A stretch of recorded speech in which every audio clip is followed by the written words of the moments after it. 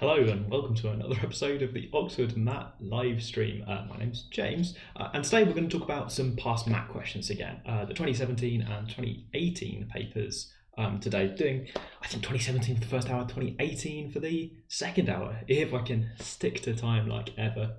Hi to the people in chat who are watching at home live while we do this. People are talking about grey boundaries and how rigorous you need to be for proofs, and also there's a bit of banter, which is always good. People have discovered that the mat doesn't have a grey boundary, that we can shortlist anyone we like. Obviously, the better the mat score, the better, because we like it when people are good at solving problems. But we do also get like predicted grades and things like that. So we get other important information too. Hi Isabella. Hi S. Right, I do want to answer a question about Anonymous asked about being rigorous in proofs.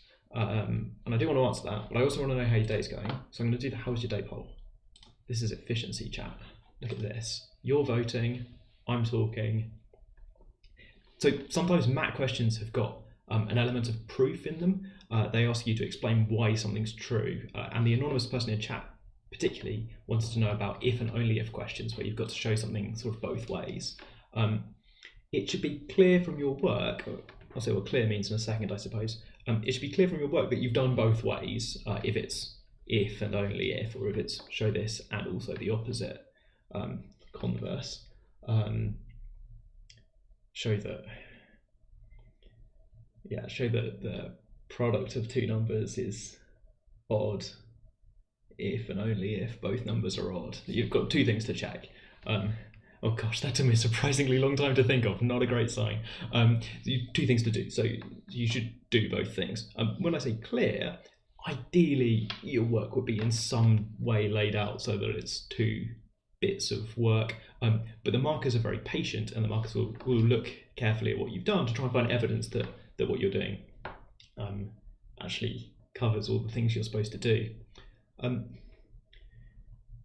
It can be really tricky if somebody hasn't laid it out at all, and if both directions are very similar, it can be really hard to tell what somebody's thinking. I always encourage people to put little words like so and if and then. Sprinkle them down the side of your work, please, so that it forms almost like sentences, but like sentences where most of the sentence is maths.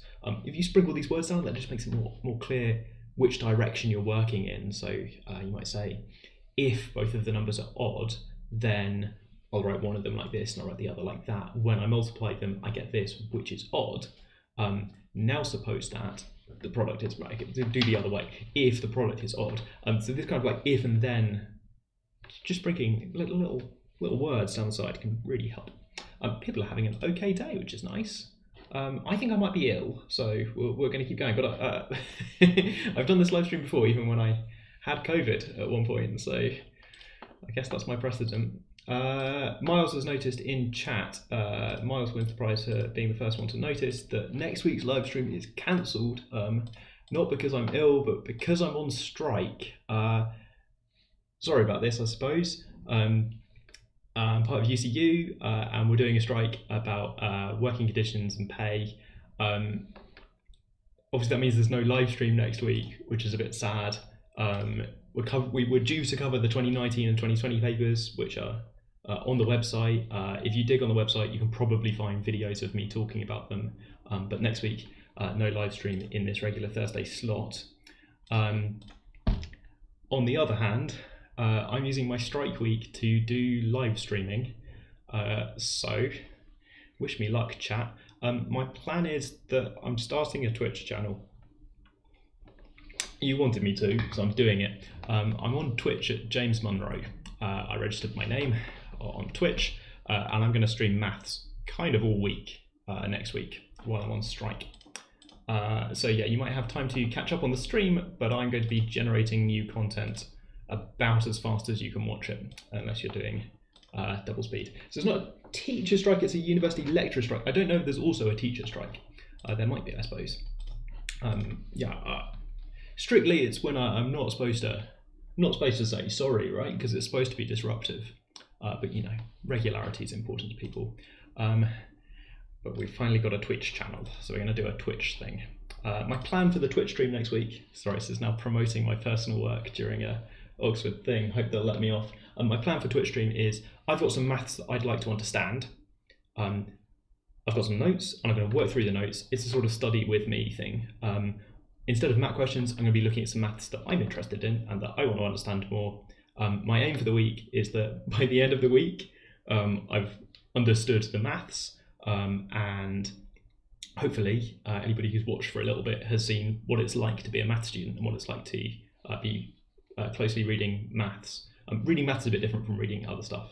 So that's my plan. I'm going to be learning maths because that's what I would do with my strike time anyway. But as a sort of arts project, I suppose, I'm going to live stream the whole thing. The maths I'm trying to understand is that thing about quintic polynomials. The Twitch channel is going to be called Quest for the Quintic. So if you want to see me trying to understand why you can't solve quintics, then that's where I'm going to be. Today's going to be daily. I'm doing this, the kind of art level of it is I'm doing streaming 9 till 5, replacing the work time with Twitch time. And the handle is James Monroe, I think. I didn't really pay much attention when I was setting up Twitch. I think I got my name. I have like no followers or any presence on Twitch, so there we go. Why don't I do the live stream for free if I'm on strike? So that kind of undermines the idea of being on strike. Would quite like to square Catalan numbers at some point. And then we're not catching up the 2019, 2020 papers this year. Sorry, I know that's, yeah. There are other videos available, which, look, that's me undermining my own strike, and that's as far as I'm going to go to undermine my own strike. P in chat, never joined the live streams now. Welcome to the live stream, welcome to the show. It's not always this chatty, but hey, here we are. Computer science applicant, question 7 being removed. You're going to do question 3. You're going to have to know about integrals and differentiations. You had to know about that stuff anyway because it was always part of question 1. And I suppose it's question 7 that's gone. Yeah, so David and Villani in chat saying Abel-Ruffini theorem, and that's the sort of thing that I'm gonna, I don't know, sort of thing I'm gonna work out. Anonymous says they've done all the MAT papers, but they're not really confident with multiple choice question and some trick open-ended questions. Like, oh, trig, like circle or trig. Recommend any extra resources? Have you got my flashcards? Love the flashcards. And trig problems. There's some other circle theorems. So things like the UKMT do loads of questions about trigonometry. They're much harder than the ones that I do. But if you want a source of extra trigonometry questions, then in the UK, the UKMT has got loads of them, which I don't know how you can access those, but we can see those. Oh, Mars can't find me on Twitch, so I've set that up wrong or something. Let me try and find my Twitch. No, let's do this later. No, let's do it. I think I'm twitch.tv/James Monroe. I think that's just me. I've got 2 followers. 2 of you have found me. Brilliant, well done. I think I'm twitch.tv/my name. First James Monroe on Twitch. Can I put a maths club in public domain? Copy free. Working conditions. Also super worthy. Yeah, the part of the thing is to try and get better working conditions. You'd think that the wealth of the university was be, amazing if all of that went to me. That's obviously not what I'm striking for. I'm joking. Working conditions are being slowly eroded. So casualization is this thing where something that used to be a full-time job is split into sort of bits and pieces of other people's jobs, or casualized, like that kind of gig economy where people just do a little bit here and there. It's a little bit insidious, and it means that instead of having great full-time jobs, like I'm lucky to have a great full-time job, there are lots of casualized things going on. Aiden's linked my Twitch in chat. So it's an anonymous person. Can I describe 2023 in one math in one word, please? Yes. Good. Do you get working out marks? So next Einstein 68, you don't get working out marks on the multiple choice questions. It's just 4 for correct, no, 0 for wrong. You also don't lose any marks for working out, I suppose. That would be a bit harsh, wouldn't it? Right, but we get a scan of your work, so we can see what you were doing there. And it's possible tutors could look at that and see, this kid's the next Einstein. Right, we're going to do a vote for questions, but the way we do this is while you're voting, I sneakily do a question. TCS question. When you're registering in the TCS portal, in the portal when you're registering for the MAT, if you're confused about course code selection, just go with whatever your Oxford course is. I think that instruction is supposed to be in there somewhere, but I don't think it's clear enough because lots of people have been asking me. If you're confused, go with your Oxford course. If you don't have an Oxford course, pick G100, and that'll be fine. Can't sit the MAT this year because you're an international student. Please get in touch with us by email and we'll try and work something out. Cool. Working out marks and normal questions. Oh, there's a specific mark scheme. It's very not.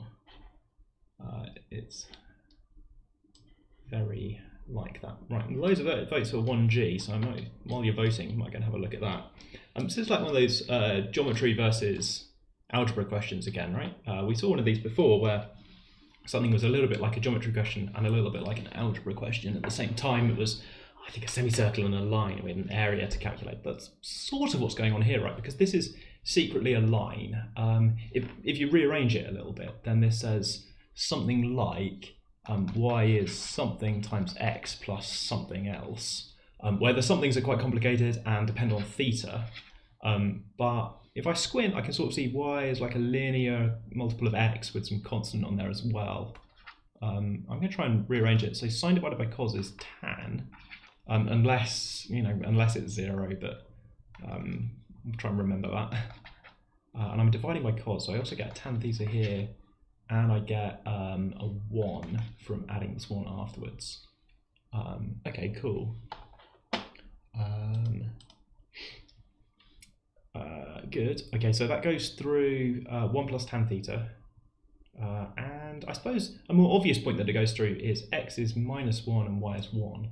So it's a line through, well, lots of points. Minus 1, 1 is one of them. I can kind of see that makes the brackets on both sides 0. I suppose a more obvious, maybe a different point it goes through is 0, 0, tan theta plus 1, but I don't love that.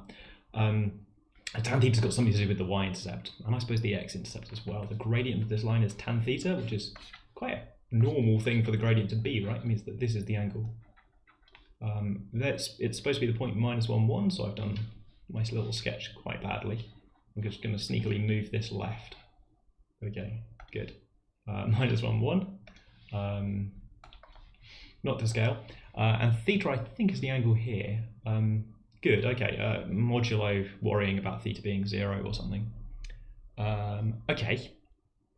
What have we got? We've got a disk, x squared plus y squared less than or equal to 4, which is a disk like this, quite a large one, with radius 2. This is not my best geometry sketch in the world. If you're watching at home and you've got access to a bit of paper or something, you might like to draw a circle that's better than this. Challenge for you there. What are we doing then? So this does divide. This line does divide the disk into 2 regions. This is true because it's a line chopping up the circle, and this point is inside the circle, so that line is going to chop the circle in 2. A of these is like the area of the larger region, which I guess depends on theta. And then A of theta achieves its maximum value, and here the trick to the question is to imagine what happens as this line rotates the different values of theta. A of theta has some sort of maximum, which looks pretty close to the way I've drawn it. As it goes around, that region might be a bit like this. As the line keeps going round, so we change theta, maybe this goes 50-50, and it's not obvious to me which region is larger. And then as the line keeps going round, this bit of the line is going to come around here. Starts being aligned with positive gradient again. And that happens in the range. So this diagram that I'm trying to show you here is 0 to, I guess not 0, but this is like rotating theta by 180 degrees. Right, how are we doing? I suppose we've got a of theta. The thing that's worrying me a little bit is that I only had to go through 180 degrees to get all the way around, like this, to turn the line over, which means that whatever a of theta was before, the big area, it's now got the same value. So I think a of theta is periodic with period 180 degrees, or if you prefer, pi radians, which means that it's going to hit its maximum not just for this value of theta, where it's like a huge area on the right, but then also for that plus 180 degrees. Do you see? Because adding 180 degrees will just turn the line over. And then the larger region will now mean the other side in a way, but like the same side, the big bit below the line. So that's going to be two values of theta. I think I can even calculate them, because by sort of symmetry, -1, 1, so it's like 45 degrees and 225 degrees. Not part of the question really, but I think these two both make a of theta really large. There's something wonky slightly in the definition that the larger region changes as you change theta. The larger region gets smaller and the smaller region gets larger until they're the same, and then you keep changing theta and the smaller region is now larger. So a of theta now means the other side. As it goes through this point at, I guess that's 135 degrees. As it goes through that point, the kind of a of theta switches sides. Awkward. Good. I think it's 2 then. Yeah, and the geometry gets you half the way, and then the fact that lines have rotational symmetry is the geometry fact I guess we needed. Oh, some questions have come through. Let's have a quick look at some questions. So chat, I've got to remember, has voted for, the easiest way for me to do is just write it down, 5, 1H, I, J, loads of short questions, F. There's like the second half of the short questions, and then also 2 down there. So my mother has got in chat, would like to talk about pi, classic banter. Sorry mum, I'll let you know later. So it's transport workers, oh it's the charts here, good, that's the chart. Ink to shape, yeah, I know. People have sometimes tried to teach me that Miro has a circle tool where you can draw perfect circles. Not like that one. But I'm no good at it, so I always try and freehand things with disastrous consequences. Thanks for letting me know though. I can have a compass, I think so. I'm not sure you're going to need one. Oh, graphs and transformations. If you're applying to both Oxford and Imperial, go with your Oxford course and tick both boxes, whatever. How do you know it pivots around that point? Well, it always includes that point, and theta is something to do with the gradient. So if I write out my line again, sorry, and I'm going to reformat my line a little bit. I'm going to write it like this. Then I can see that when x is -1, it doesn't matter what value theta is, this is definitely going to be the number 1. And that this thing here is kind of something to do with the gradient. So this is kind of m, the gradient. And okay, it's tan theta, not actually theta, but kind of that lines up with what I think about triangles. Opposite over adjacent is the gradient. Registration email. We need to add Imperial manually. Oh my goodness. Okay, follow the instructions in the email, I guess. It's not literally the top scoring students that get an interview. We can interview anyone, and the interviews are online. Good, okay. I missed a load of questions there. Oh, David's teaching me to draw circles. Hang on. Oh, okay, right, I've got to use that in the future. Next time I see a geometry question, I'll try my best to remember these things. Thanks, chat. Right, where are we going? I think we're going to H next. Let's just work through. Let's do some short questions. It ups the number of questions that we do. And yeah. So it's not a pass mark on the map. It's not pass-fail, which has 2 effects. It means that sometimes we shortlist people with what you might consider to be weak applications because of their math score, and sometimes we don't shortlist people with what you might consider to be a strong application because of their math score. We can see loads more information. And then I'm not supposed to comment on particular applications.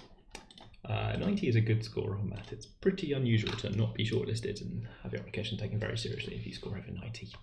I guess can't believe I'm saying that. 90 is great. Right. Oh, is this secretly a question about the remainder theorem? Good news, chat. This is a question about the remainder theorem, which was on the syllabus for 2017 and was then removed in time for 2018. So I think this is the last question we'll ever see about the remainder theorem. We must have avoided any other questions about the remainder theorem along the way. You can think of it as like a better factor theorem if you like. Let's learn it now. Yeah, this is a good use of people's time. Yeah, we're going to learn the remainder theorem. Are you okay? Here we go. So when we're told a fact like this, the polynomial is divided by some other polynomial, but it doesn't go exactly. The remainder is 1. That's sort of what that means is that where you might say that f of minus b would be 0 if this was a factor. That's the factor theorem, right? If x plus b is a factor, then f of minus b has to be 0. Here, because there's a remainder, that remainder is 1. If you like, it's because you've been told that p of x, that polynomial, is equal to, am I calling it f or p? Let's just call it f for consistency. If you like, it's because that polynomial f of x, you've been told that when you divide it by x plus b, so x plus b times something else q of x, the quotient, there's a remainder of 1, which is quite nice. And then obviously if you plug in, that's why if you plug in minus b, then here you will get that 0, which you're used to seeing for the factor theorem, but here you're getting 1. And there's this other similar fact that I suppose this factor theorem thing says that if you plug in 1 over a, then you'll get 0, where this thing I'm calling g. So luckily, you don't need to know this anymore, but you might enjoy seeing it, so I'm going to follow through and see how this pans out. So I got my polynomials, and these facts, whether you've learned this in school or not, tell you something about values of those polynomials because of the way it kind of factorizes or doesn't quite factorize. So here this factor means that 1 over a, if I plug that in and make this 0, and that's a factor, so it's going to be 0. Okay. Let's try plugging those in. So this says that minus b squared minus 2a negative b plus a to the 4 is supposed to be equal to 1, and also b 1 over a squared plus 1 over a plus 1 is supposed to be 0, which I think I'm now going to solve. Set that nice and confidently just in case it became true. Yeah, because this is b squared plus 2ab plus a to the 4 is 1, which I recognise as some sort of square thing, right? That's b squared, that's a squared squared. Oh no, it's 2ab, not 2a squared b. Bother. I thought I'd spotted a square, but my cross term was wrong. Delete. Okay, right, fine. I'll just multiply this one through by a squared then and carry on. B plus, what is this? A plus a squared is equal to 0. I feel like I've gone wrong somewhere. Oh, that's how I write the letter. P is weird. How important's personal statement? Yeah, good. Okay. Yeah, I'm learning about software. I'm losing confidence in my equations. By the way. Quick review. It's a good skill to be able to have, right? It's a good skill to have, right? To be able to look back at what you were doing and say, this doesn't feel right. All the B's and A's don't quite feel like they're lining up. Like they feel off somehow. Don't love it. Because my next move is probably going to be eliminate b. Use the second equation to eliminate b from the first equation. If I do that, then I get some equation for a, which has probably got a as a factor. Maybe not though. No, it doesn't have a as a factor. Don't love this. Have I messed up? No. Chat's got a theory about personal statements. They've sometimes got useful information in them. I'm sort of glad that we have a personal statement, but people's personal statements are quite similar. Don't stress too much about your personal statement. Haha, look at me trying to deflect from the algebra by talking about personal statements.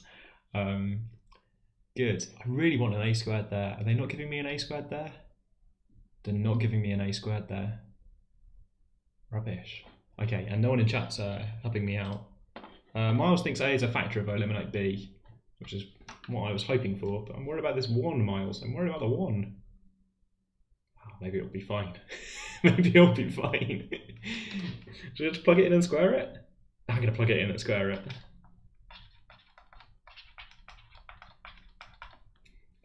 Minus 2a squared minus 2a cubed. So plugging this in, don't forget the minus sign. Plus an a to the 4 is equal to 1. And yeah, this is a mess. The a cubed's cancel, that's good. Oh, now it's quadratic. Okay, fine. Right, good. I was worried, but the a cubes have cancelled. So now it's going to be fine. It does just work, right? Okay, and that's surprising. Oh, amazing. Yeah, let's solve this quadratic for a squared. It just worked out. I'm on track. Yeah. What you've done is right, it's just messy algebra. Okay. Thanks, chat. Sometimes chat will have noticed that sometimes I've prepared these in advance and I know what the questions are really well and I can just go for it. Sometimes I'm actually doing the question live. It's one of those times. Good, right, I got down to a is plus or minus 1.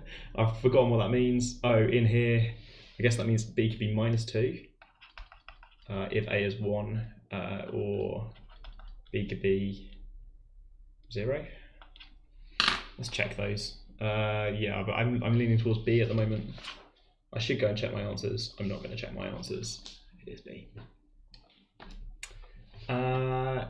Good, okay. Being the first question, yeah, factorizes. The thing I didn't see coming, the thing that really worried me, was that I was getting loads of terms, right? I was worried I'd get a to the 4, a cubed, a squared, an a term, and a constant term, and that's a hard sort of polynomial to solve. Until next week, when I learn to solve polynomials. Watch my Twitch stream. Again, haven't done a Twitch stream ever before, who knows? You're supposed to promote things before you do them, right? Seb thinks that personal statements discriminate against state schools. I mean, I had a really good quote once. The quote was something. This quote was something like, "Of course, we don't let our students write the personal statements. They're too important to let the students write the personal statements." From a school at one point, which was just quite a good quote. But I think I didn't hear it firsthand, so I'm not sure it really happened. There's also another 2 answers from being plus minus 1 over square root 2. Are you imagining solutions to this quadratic here? And have you noticed that that's a plus sign? And so, aha, that's actually a is plus or minus. Whoa, square root of negative 1/2. Not a thing, unless you use complex numbers. Students roughly taking the maths subject related to clearing. Oxford doesn't really do clearing. My Twitch channel says that I streamed 4 years ago because I did a test stream 4 years ago. Yeah, 4 years ago I considered Twitch. Did a test stream, and here we are again. Is maths successful with AS maths? Yeah, mostly. Yeah, I saw you saw the talk or something, and you're here now in AS. I think we've got some Year 12s here. Year 12s represent. Who's in Year 12 or equivalent? You're currently learning some of the maths that you'll need to do some of these things. You probably haven't learned the remainder theorem yet.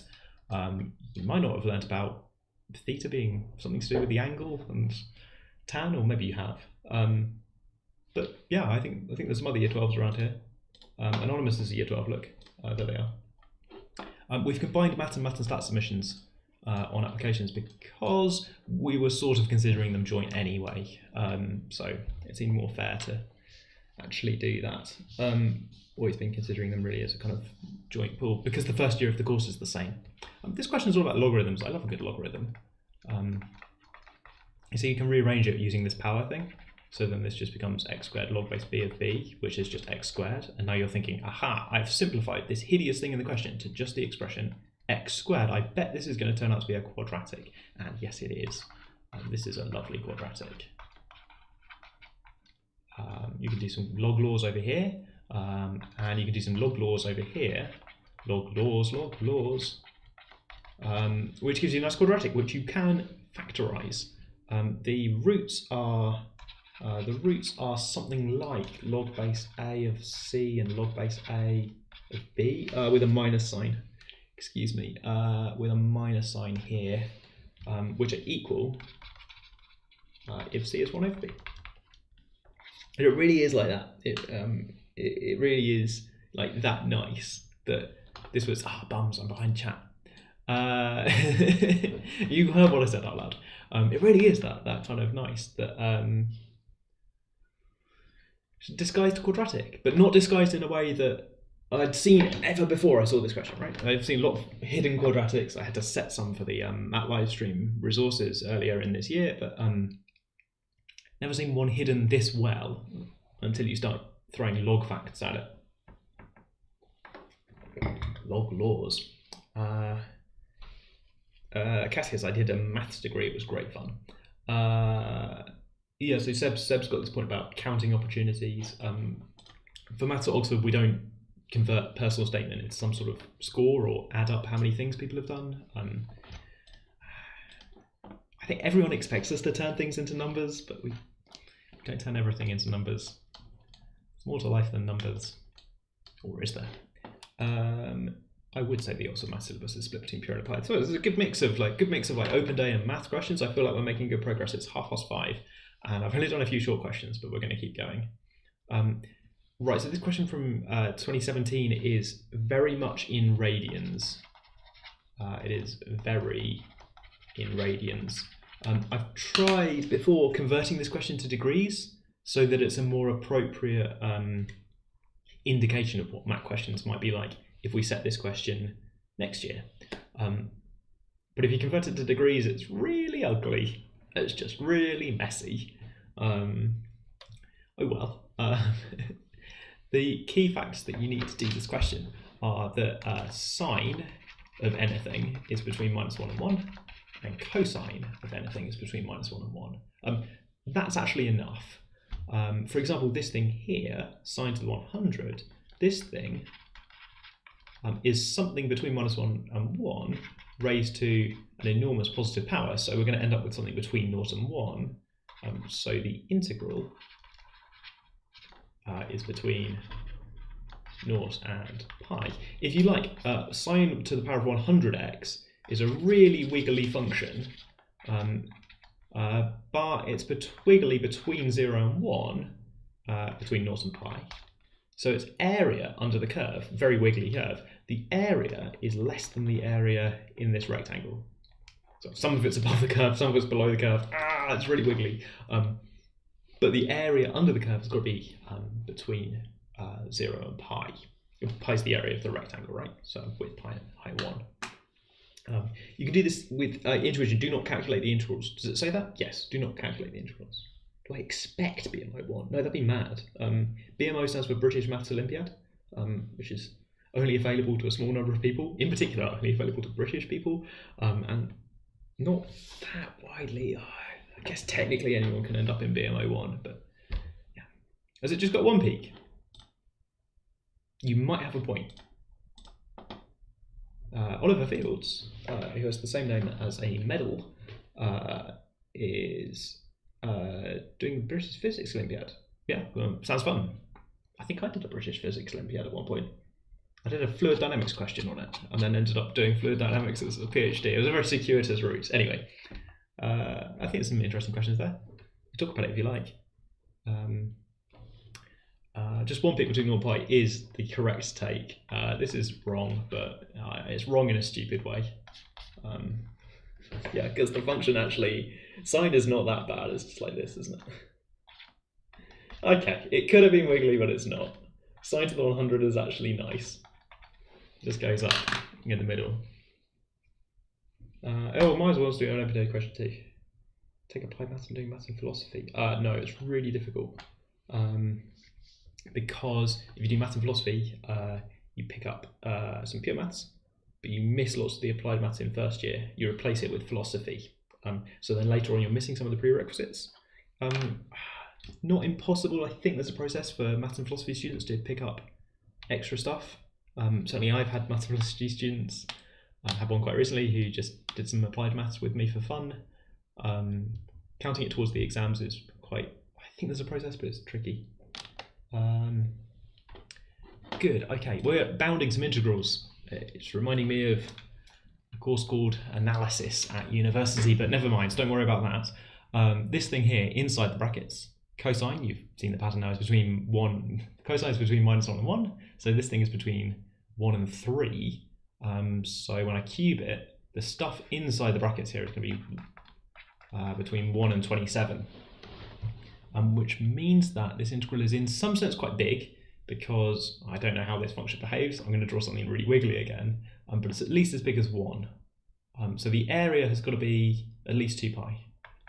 So this integral is at least 2 pi, and it's at most, I guess 54 pi, which is a bit of a weird number, but hey. I know it's not actually 54 pi. Maybe I should put a strict less than sign here. I know it's not actually 54 pi because the function's not, the thing's not constantly 27, because this is not constantly 3, because this is not constantly 1. So it's maybe a bit less than 54 pi, but fine, okay. Still sounds quite big. Yeah, it's not big. Larger than this anyway. This is tiny. I can see one with 108 in it. That seems a bit exciting. Oh, but this thing's negative. So this one is a kind of joke option. So this integral is not even positive. Right, largest value, right. Nice big positive numbers, please. This thing looks large as well because the power of 6. So this thing's between 2 and 4. So the thing inside the brackets, sorry, the thing inside the integral is between 2 to the 6 and 4 to the 6. So it's at least as big as 32 pi, which makes me think it's enormous. 2, 4, 8, 16, 32, 64 pi, excuse me. 2 to the 6, which means it's bigger than that one, because this one is less than or equal to 54 pi, and this one is bigger than or equal to 64 pi. Almost there. I just need to show that this one is not that large, and in this case, this stuff is negative. Two of these integrals are just rubbish, right? They're negative numbers, and the other 3 are positive. So, okay, that's not too bad. I think D is the biggest because it's at least as large as 64 pi. Maybe as large as, gosh, what's that? 64 squared pi, which would be huge. Probably something in the middle. Do not calculate these integrals. Do we teach LaTeX? Yeah. We give people advice on using LaTeX. LaTeX is what these questions are presented in. A PhD was on bubbles. How do you know it's bigger than or equal to 64? I'll do the steps for you. So 3 minus sine x is between 2 and 4, because sine x can only go between -1 and 1. I'm not ignoring this minus sign, it just doesn't matter. Like minus sine x has got the same range as sine x. Anyway, I realised that was a little bit subtle, sorry. So this thing is true. I'm being a little bit careful here. When you raise things to the power of 6, or any even power, right, things get larger. You do have to be a little bit careful to make sure you're dealing with positive things only. The thing that I'm being careful about, of course, is that it's true that -3 is less than 1, but if you square both sides, 9 is not less than 1 when you square. So when you square, negative things could turn into really large positive things. It's just something to be aware of. If everything's positive, then we're fine. Larger things get squared to larger things. But if you've got some negative numbers in the mix, you need to watch out, because some negative numbers can square to be surprisingly large positive numbers. Maybe not surprising. How on earth am I getting? Yeah, can we put this on the poster? This sounds like a poster quote. Let's have that at the top for a moment. Every time I look at a math question, I'm like, how on earth am I going to solve this? But they all turn out to be not that bad. That is the quote of the day. Thank you very much, anonymous person. Good. I'm just going through questions, I think. 5 is probably popular. I think 5 won the vote. Handing out sweets to kids. So then, too much enthusiasm. Let me do that again. This maths question about handing out sweets to, yes, a teacher is doing it. They're handing out sweets to children. That makes sense as a thing. Let's get a little bit more real estate. Chat's still running. I can still see chat. I'm going to try and look at chat, but I want to fit lots of this on the screen. Question 5. Time check. Okay, it's 10 children who have been numbered starting at 0. I hope you're happy. Some people really like starting from 0. King's Cross Station, for example. The teacher walks clockwise behind the children with a large pack of sweets, gives a sweet to child 1, then skips a child, gives a sweet to child C3. and then sees 6, and continues at each stage, skipping one more child than the preceding stage before giving a sweet to the next child. Okay, so that is, I guess, what is that? The sum of the terms of an arithmetic sequence, because the skips are larger each time by 1. So my explanation is going to be something like the skips are 1 larger each time.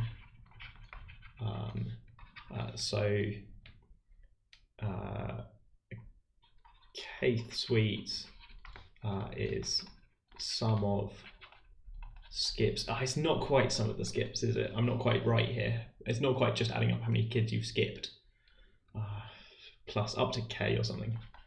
Sum of skips plus k is the sum of an arithmetic progression. We know how to do those. I've got to work out which arithmetic progression it is. But if I'm very careful, then I can work out that it is this formula using my knowledge of arithmetic progressions. Did that quite fast. Adding things up. Good. Okay. Oh, why is it the last digit? I missed that. So I worked out that I suppose that the sweets would go to C1, C3, C6, C10, C15, but these kids don't actually exist. In fact, they're seated clockwise. Which way do clocks go? Oh my goodness, which way do clocks go? 1, 2, 3. Right, they're seated around like this until you get around to 9. And then it's 0 again. So I guess instead of 10, 0.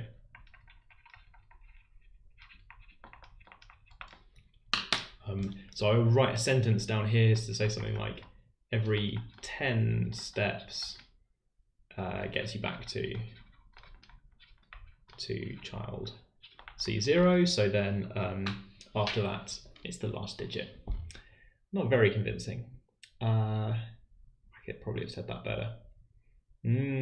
Stuff about, I did everything mod 10. That's allowed.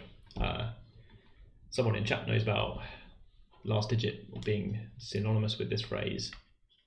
Mod 10, which is fine. You can talk about that if you like. Yeah, so actually several people in chat are talking about modular arithmetic, which you can use if you like. The markers will know what you mean, but you don't have to. I've done on screen without any mods. Okay, here's a good stuff.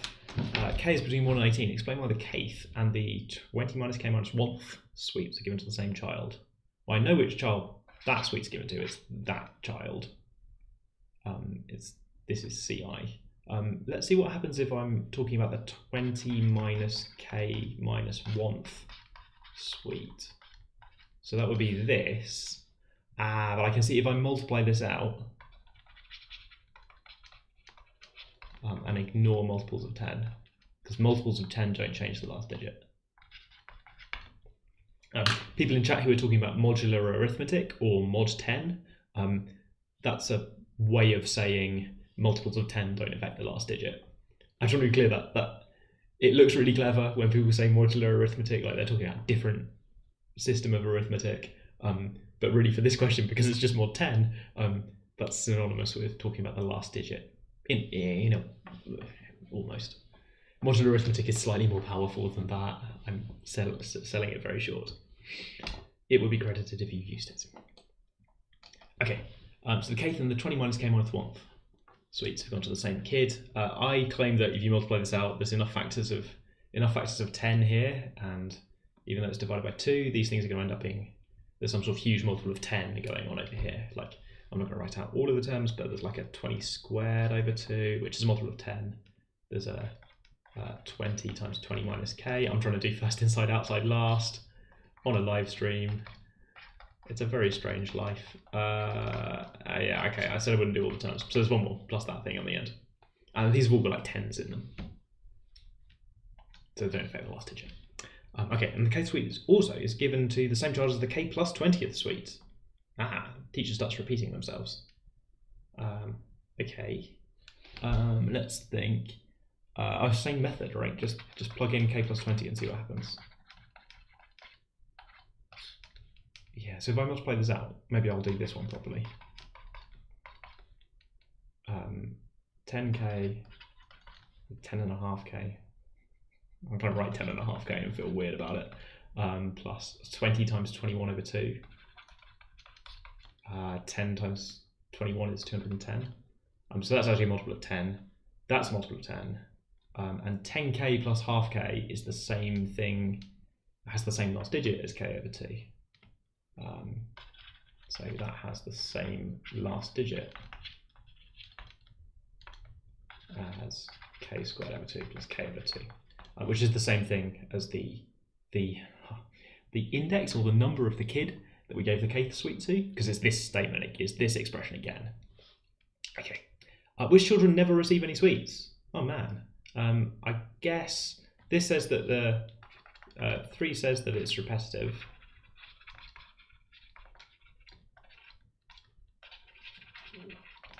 So check the first 20. Excuse me. Sorry. And actually, because this says you can check as far as about the middle one or something. In fact, 2 says just check the first. 10th sweet is given to the same as the 20 minus 11 is 9th. So just check the first 9 sweets, which is not that hard. Woo. When the teacher has given out all the sweets, she has walked exactly 183 times around the circle and has given out the last sweet to C0, which C0 is kind of C1830 in a way. Child 1830 is about the same thing as child 0, same last digit. How many sweets were there initially? Okay, so which number is that? We've got to solve 1830, and I really don't know how I'm going to solve this, but I'm going to mess with it like this. Think roughly about the square root of that number. It's about 60. Is it 60 times 61? Yes. I saw the 36 and I thought 6s. Up to zeros, of course. But like 36, 6 squared. So that's 60 squared. And here's another 60. So 60 times 61. Oh, I guess, okay, it's 60. I don't know if that means there's actually 61 sweets. I haven't been paying attention. Was there a sweet for child C0 at the start? I think there wasn't. Oh, it was 60. Brilliant. Which child received the most sweets? Okay, so look at your sequence from the previous thing. Look at your first 9. Check these. See, it's been fair at this point, so just check those. Yeah, excuse me, sorry, I was going to mute. What about 19 and 20? That is a very good point. What about 19 and 20? Yeah, I've done too much shortcutting.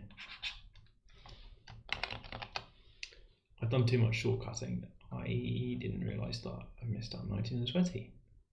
19 and 20 both go to child C0. That sounds relevant, actually. That's weird, isn't it? They get sweet 19 because I can plug in 19 into this formula, and then the teacher walks 20 steps, which is around the circle twice, and gives another sweet to C0. Okay, and C right.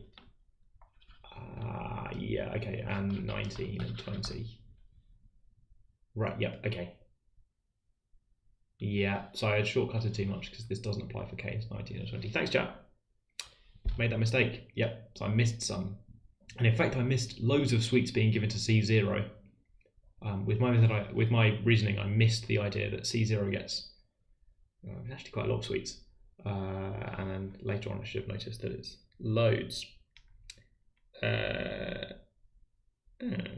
It's actually 4 of them, 0, 1, 5 and 6, according to the mark scheme I've seen here. I haven't bothered working out the triangle numbers. That was quite lazy of me. I should work out some triangle numbers just to give you like your money's worth on this free stream, I guess. Let's do some triangle numbers together while I think about what I'm going to do next. C numbers has gone to C0. So I guess part of this is the semi-interesting idea that the triangle numbers repeat the last digits backwards, which is not how it's phrased in the question, but hey, look, yeah, look, so 55 and then 66, these last digits are repeating, and then so plus 11 plus 12 plus 13 plus 14 plus 8 1 5 plus 15 plus 16 plus 17 plus 18 is, oh, why am I so slow at adding today? Plus 19 is 190, plus 20 is 210. So C0 has picked up loads of sweets because C0 has got this one, and these two at the end. Is that the most? No, because child 5 has got quite a lot. Yeah, 5 has got 4 sweets as well. They get these ones. And I can see that 6 has got quite a few as well. And also 1. I can see 3 and 8 have got a few sweets on the way around, and the other kids have missed out. Cool, so this sequence, which then repeats, because now we're back to 0, and we're about to do 1 step, or 21 steps. This sequence contains 1 times, here are the people, and here are the frequencies. 0 comes up 4 times, 1 comes up 4 times, 2 doesn't come up, 3 comes up twice, 4 comes up no times, 5 comes up 4 times, 6 is there 4 times, 7 is there not at all, 8 is there twice, and 9 is there not at all. A sanity check, add these numbers up. 1, 2, 3, 4, 16, 20, which is how many numbers there are in my sequence. Phew! Right, I think we cross-checked it. For 2023, the answer booklet is basically just blank paper. There's a question in chat, sorry. Right, okay. What have I not had time to do? I've not had time to do F or 2. Let's quickly look at 2. Oh, I like 2. Okay, let's quickly look at F. Oh, don't really like F. Isn't this, so you convert these into sine and cosine facts, right? Or just draw some graphs of sine and cosine. So if you're practiced at drawing sine and cosine, there's my sine. Here's my ooh, serves me right. Here's my cosine. So when is cos less than sine? Well, kind of this region here, right? So this bit is only true for some small amount of region, like B and C. So I'm already only interested in pretty small regions like B and C. So yeah, that's true, isn't it? Cosine's just smaller than sine in some really narrow range, like that. And maybe I should think about tan next, which is sine over cos. So if I square cos, I get something like this, down and up and down and up for my cos squared, whereas sine looks like this, 1, 0, minus 1, 0. So cos squared is going to be bigger than sine squared, like almost everywhere, but initial bit, I've got to solve some equations, I think, and these are like quadratics hidden in sine and cosine. And I have not thought about negative numbers. Yeah, I multiplied that by cos squared. I multiplied that by cos. Panic, worry, that is not okay. So I took an inequality, slow motion replay, took an inequality and I multiplied it up by cos x on both sides, and that is only okay if cos x is positive. That's a bit of a no-no, because for some of my picture here, this bit, cos x is negative and tan x is, oh gosh, don't want to think about it. Wrong way around, flips an inequality. Don't do that. What does chat say? You can brute force it out if you know how sine, cos and tan look on the unit circle. Oh no, is this secretly one of those ACST pictures? Oh no. And you think if tan is gradient of sine over cos, true. So for tan to be smaller, it could be negative, could work around it. Yeah, does it turn out to be, what is it? It also turns out to be C, so it has some negative stuff going on, right? That's why tan is very negative. Yeah, okay, so this bit's good because tan is very negative. And cos is still positive? No, tan is negative but not very. Cos negative but not very. Whereas over here, tan is positive and huge, and cos is positive but not very. Those are the changes. As you go through 90 degrees, cos goes from a bit positive to a bit negative, and tan goes from very positive to very negative. No multiplying inequalities by negative numbers. Third rule of the live stream. Oh, I'd quite like it if we develop some rules. It's been 4 years, let's have some rules. No multiplying inequalities by negative numbers without flipping the sign where appropriate and considering both cases. The first two rules are don't swear and don't divide by 0, which is pretty similar really, isn't it? It's the dividing by 0. And everyone in chat was going to just draw the graph of tan onto the graph that I drew. You know, just go for it, right? None of this manipulation, just change colour perhaps and just go for tan looks like this. 0 up. So yeah, look, it's smaller to start off with, and then now I've confused myself. Maybe I've drawn too many pictures on the same chart. Good, right, I looked at both and I missed one. -1 is not equal to 1, good rule. I'm starting a Twitch stream next week during the day, because that's how Twitch streams work, right? During the day I'm streaming on Twitch stream. It's my take on the thing where during a strike stuff happens anyway, and it's like different stuff. I'll tell you a story at 6. We're almost there. We're going to do 5 minutes on this question. Channel is a new channel that has basically no subscribers, which is I've registered to my name, James Monroe, and I'm live like 9 till 5. It's a sort of art thing. Let's do this in a minute. I need to talk about this quadratic, this cubic equation. Okay, so I'm going to assume you've got down here, and getting from here to here is kind of fun, because what you can do is multiply both sides by alpha, and that gives you equations like this. Which you can then rearrange to say that alpha to the 4 is alpha minus alpha cubed, which is not quite the thing in the question. You can kind of do this match-up thing, right? I've got an alpha, but I have an alpha cubed instead of this 1 minus alpha squared stuff. And oh look, alpha cubed was actually equal to 1 minus alpha squared. So this is fine. I can just plug this in here, replace my alpha cubed with a 1 minus alpha squared, and then I'm good. I'm going to assume that you're happy with the first couple of parts of this question because it's the last bit that's fun.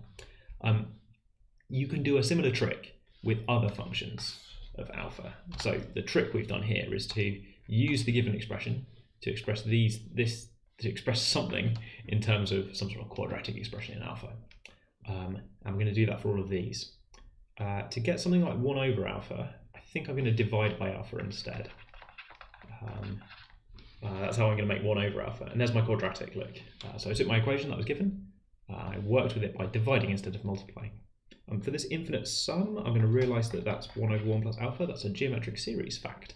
If you don't know what a geometric series is, then hey, we did a live stream on them a couple of months ago, and you'll also learn them at some point at A-level or equivalent. If you like learning things in advance, then go for it. I'm stalling for time because I've realised that that's not a thing for the question, right? This is definitely simpler, so that's good. What am I doing? Where am I? Who am I? I think this is a bit weird. I think this is just alpha squared, right? So I can see a 1 plus alpha hiding in here. I think this is just alpha squared. Yeah, it's just alpha squared. I'm putting that down. That's my answer. 1 over 1 minus alpha. That looks a bit harder.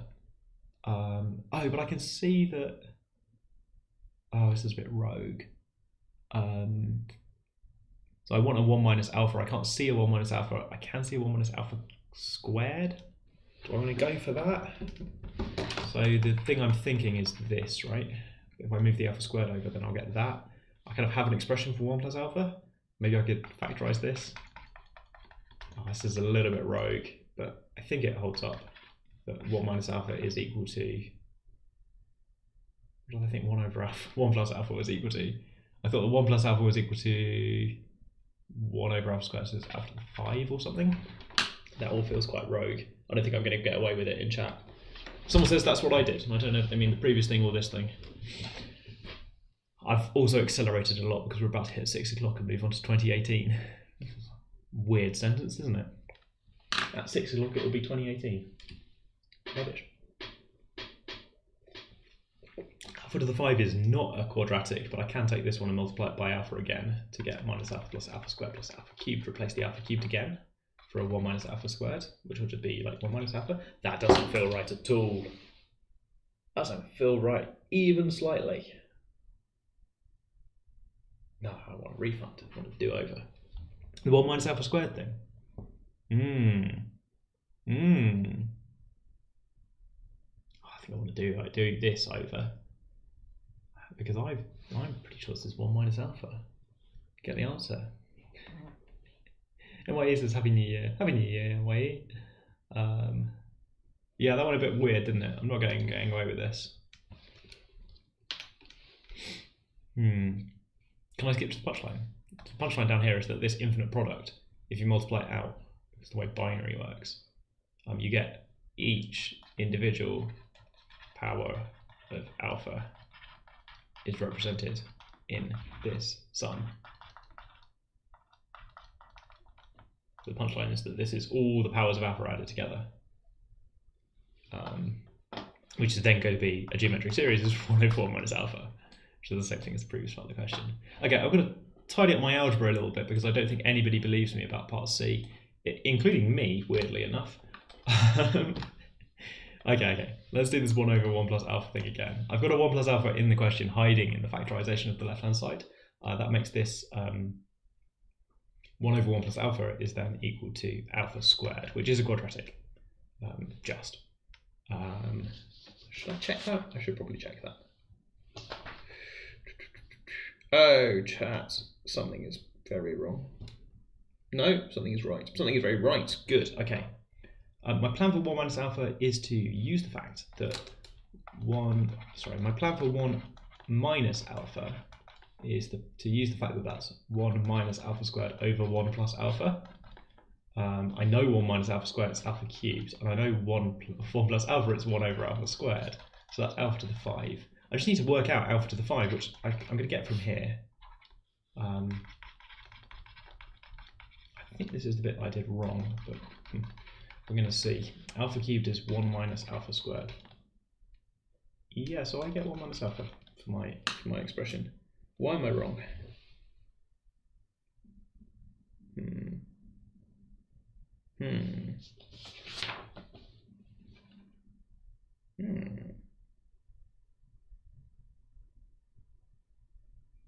Yep, that might get why I'm wrong. One person believes me. Okay, right. Oh, so I've got to write down a quadratic or something? And that's not a quadratic?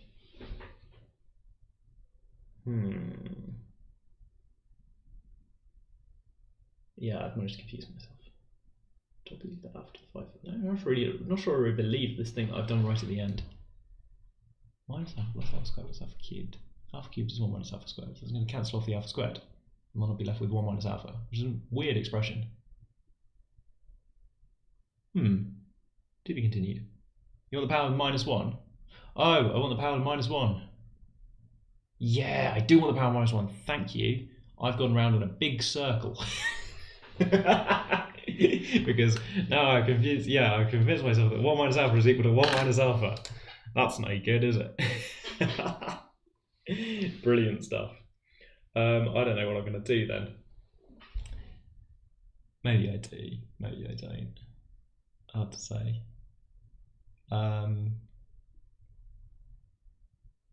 No, I think I might have to compare. I haven't done the reciprocal. I'll find alpha to the minus 5. Yeah, because I didn't want alpha to the 5. I wanted alpha to the minus 5 for the 1 over, which I'd somehow forgotten about. Here it is, down here, 1 over. Somehow forgot about in the excitement of calculating. And you can do alpha to the minus 5 by, oh gosh, multiplying both sides by alpha to the minus 5, says chat. Let's do that. Okay, and I can get alpha to the minus 2 by multiplying both sides by alpha to the minus 2, and I can get this feels very cheeky. I can get alpha to the minus 3 by multiplying both sides for the alpha to the minus 3, and I can get alpha to the minus 1 by multiplying both sides by 1 over alpha, which I should have done in the first place. Yeah, and that was actually part A, wasn't it? Alpha squared plus alpha. So I now I just need to sort of combine these things together to give me that alpha to the minus 5 is equal to alpha to the minus 2, which is 1 plus alpha, alpha to the minus 3, which is 1 plus alpha to the minus 1, which is alpha squared plus alpha, which gives me my final answer of alpha squared plus 2 alpha plus 2. Am I more accurate now? Yes, I am. Good, right, we got there. Yeah, so this should have been suspicious because this is not a quadratic, technically, because the coefficient of alpha squared is not 0. It's 0. That made me suspicious. Also because I thought I proved that 1 over 1 minus alpha might be equal to 1 minus alpha, which would be very nice. But it's sadly not quite what I was calculating. I actually did, over this side, I did a very long-winded calculation to show that 1 minus alpha is equal to 1 minus alpha, which is not really what anybody wanted to see today. I did it! I got there! I did it! Right, party everyone. Okay, we're going to do 2018, but first, very short break, interlude. Slightly pretentious story time. In about the year 2007, 2008, I forget when exactly, but oh gosh, that's a long time ago. There was this writers' strike, which meant that nobody was writing anything from Hollywood. It's funny how history repeats itself, right? And during the writers' strike, some people got together and made this like online web series thing that it feels really weird explaining web series to Gen Z. That there's this like series of videos, not on YouTube because it wasn't really a thing then, just posted onto this website, and you had to go and check to see if a new one had been posted. There were 3. And it was absolutely fantastic. It was really good. And it was made during this writer's strike because they didn't have writers, so they did something else instead. It's creative and new and fun. I'm on strike for the first time next week, so I'm trying to make something fun. So I'm doing a Twitch stream where I just talk about maths, which is not going to be as good as Dr. Horrible's sing-along blog, but we're going to try. I did say Z, didn't I? I said Gen Z, which did feel a bit uncomfortable. At least I'm not crossing a figure. People are now calling me out for not striking properly. I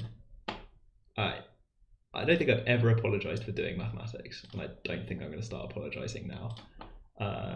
The VODs, yeah, I don't know how VODs work. We're gonna do some learning.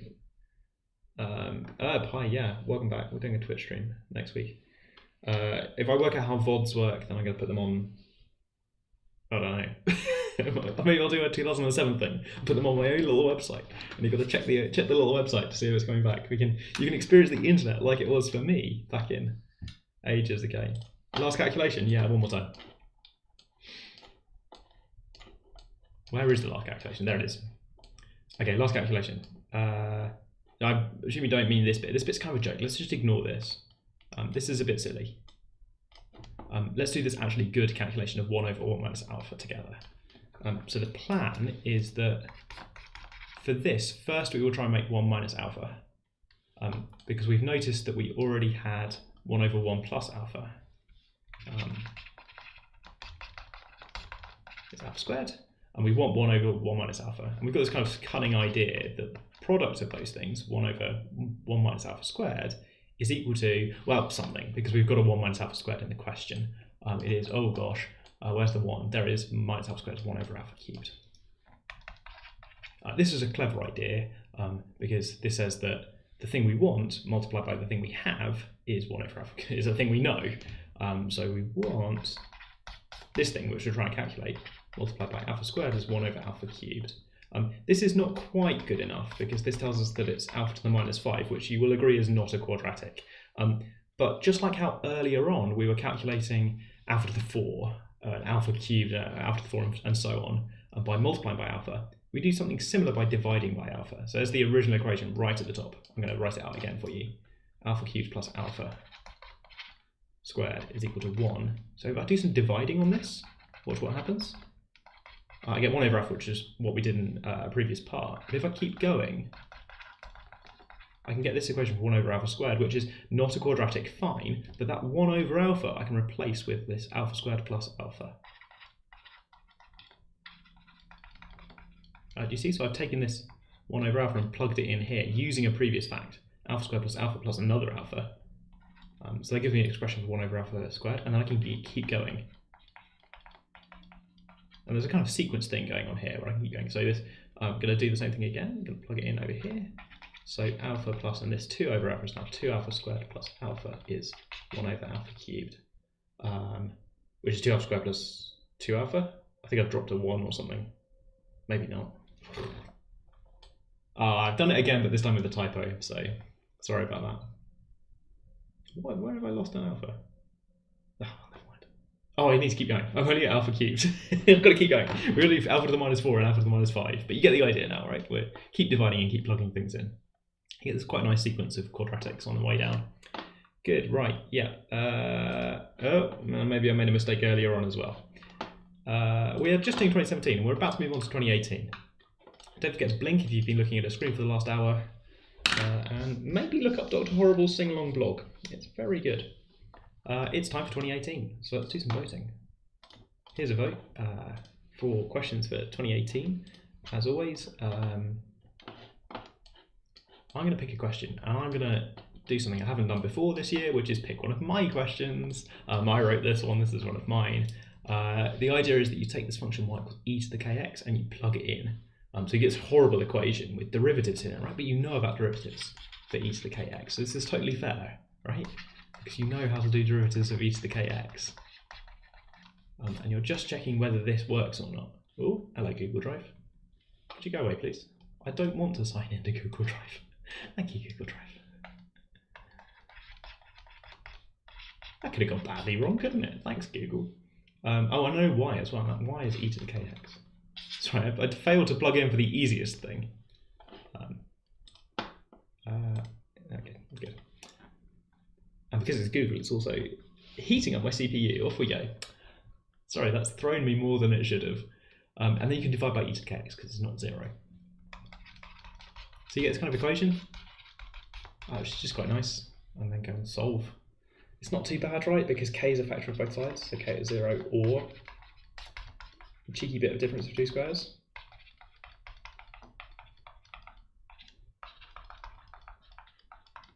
So we've got 3, I think. Embarrassing if I can't do a question. Yeah, no, we're good. Good, okay. People found this question extremely hard.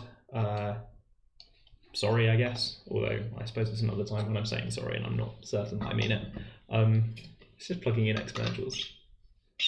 People really didn't seem to like doing this one. Good, right, it's also the thumbnail. So if you've clicked on this video because of the thumbnail, welcome to the live stream. Just plug in some exponentials. It's that sort of live stream. Loads of votes for question 5. Really a phenomenal number of votes for question 5 this time around. So we're going to start having a look at that. I think I know what it is. Oh, it's bricks, yes. This question's got some definitions in it. It just makes me happy because it's like Lego or something, right? It's like towers, blocks. Here we are again. Preschool, build the tower of blocks. E to the kx is on the revision sheets. Yeah, it's one of the only things we expect you to be able to differentiate. Polynomials, that, other powers of x. That's it. You didn't divide by the e to the 2kx. It's on both sides. That's the only question I wrote on 2018. I like talking about questions that I wrote. That's why I put it in the thumbnail. Right, good, okay. N's a positive integer, and an n brick is a rectangle of height 1 and width n. Brilliant, yes, I think I've met some of these before from my previous experience of Lego. I don't know, man. Right, good. 1 tower is defined as a 1 brick, okay. Brilliant, I can imagine that perfectly. 1 by 1. An n tower for n bigger than or equal to 2 is defined as an n brick on top of which exactly 2 other towers are stacked. A k1 tower and a k2 tower with the sum being n and somewhere in between. Okay, so on top of the 4 tower, so this is the 4 brick. On top of the 4 brick, 2 other towers. That's the 1 tower that I was just introduced just now. And this, I guess, is a 3 tower. Because it starts with the 3 brick and then it builds on top of that using a similar rule. Okay, So other 4 towers that we could do. I guess we could do this one, but flipped around. Oh, there's multiple ways to flip it, right? What do I mean by flip? Oh, this seemed nice to do it like very leftwards.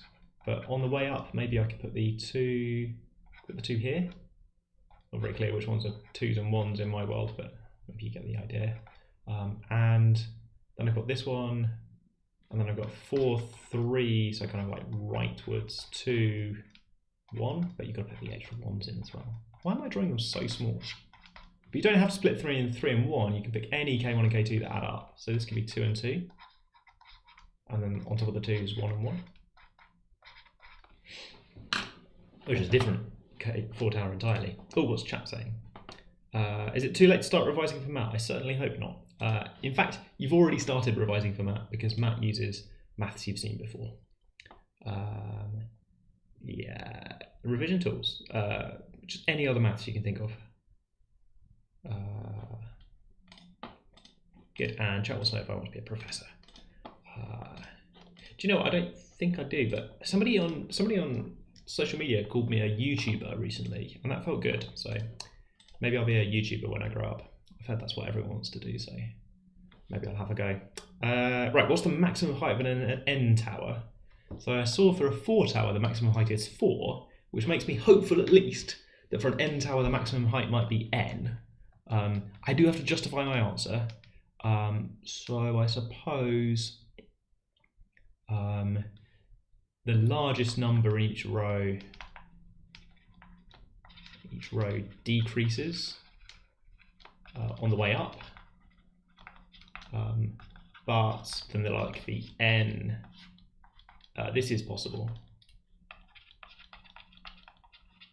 and this has got height N, so if I draw in the rest of it, N minus 2.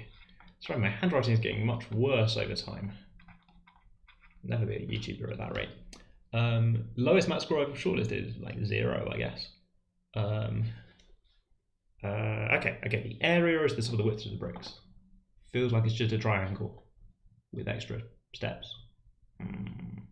Maybe not. Oh, for an expression for the area of that one, that is a triangle, right? Oh, plus n at the bottom. So like n plus 1 over 2 for the triangle bit, plus an n on the bottom for the kind of base. Oh, minus 1 maybe. Minus 1? Yeah, because it goes 4, 4, 3, 2. Yeah, here it is. Sorry, they've given me that one. 4, 4, 3, 2. So the sequence here is, that's an arithmetic progression. That's an extra n. Don't forget we're missing this 1 on the front. The arithmetic progression that I find easiest to remember is triangle numbers, which is why I have to subtract this 1, because I can't be bothered to work out how to do an arithmetic progression starting from the number 2. Life's too short. I remember n plus 1 over 2. Take off the 1. And then stick an extra n on this end, I suppose. Did I do DV? I didn't actually do any DV at all. There you go. I had a go at TikTok once. TikTok and I did not get along well. I did 3 videos. They're probably still there, to be honest. Infinitely many n's such that there is an n tower. That's weird. That's a weird phrase, isn't it? Infinitely many n. Yep, good so far. There are loads of numbers. Such that there is an n tower. Yep, great. I can build an n tower for any n. Of height exactly 1 plus log base 2 n. Such that, okay. So there is an n tower of height exactly 1 plus log base 2 of n. That works out. Oh, hang on that. So this is only sensible, I guess, if n is like 2 to the k for some k, because this height is supposed to be a whole number, and what's going on? And then I'm thinking that this is going to be k plus 1 once I've done that. So n tower of height, and there's something to do with the logarithm. I mean, it's making me think about this 421 picture over here, right? Is that in fact, so log base 2 of 4 is 2. This is a height of 2 plus 1 is 3. Oh dear, I'm way underneath all this stuff. I drew a picture underneath the chat. It's 2 to k for k integer, n tower. Yeah, I think just do this. Sorry, I was right underneath chat there. I kept chat on because I'm enjoying chat.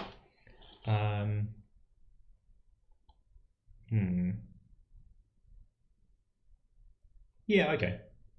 Seems fine. Just do this again, right? If you want an 8 tower, then just get out an 8 brick and stick 2 of these on top. That'll work. Yeah, cool. Okay. I don't really know which part of this question is hard part. I've got a feeling it's the next part, so I'll do the next part more carefully, if you like. Right, so Tn is the number of n towers, and just like so many of these computer science questions or maths questions, we're counting a thing. We're going to make a formula for counting these things. And it's a formula where the Tn is in terms of the previous things, in terms of Tk, for k less than n. So here's what you can do. So for you start with your n brick, and then you've got choices about what to put on top.